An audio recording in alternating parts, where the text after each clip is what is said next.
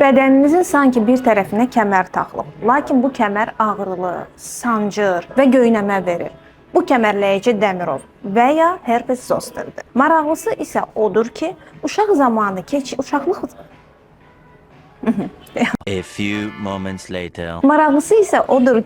vaxtı keçirdiyimiz su çiçəyi virusundan qaynaqlanan bir prosesdir. 5 minutes later.